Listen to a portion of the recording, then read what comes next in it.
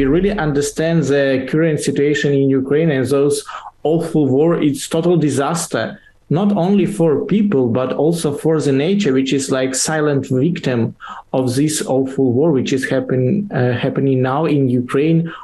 Urgent humanitarian needs should be met as first priority, but we should do something with enabling condition, because environment we live in, the water we drink, air we breathe, should be good quality for our survival. Sustainable post-war recovery is possible, and the most important, it's economically beneficial in long-term perspective. We could invest in our future, investing in sustainable recovery of Ukraine, building much more energy-efficient housing, for example, or much more wisely use water in Ukraine. Damage to the civil infrastructure and also to the environment estimated of about billions of dollars.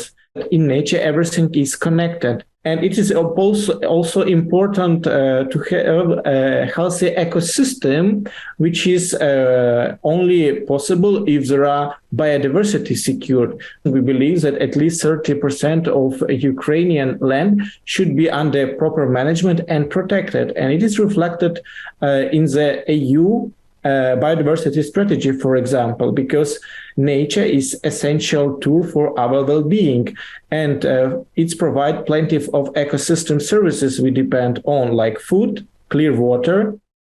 Ukraine could lead in green sustainable post-war recovery and could be the case for not only for EU, but the whole world at the end.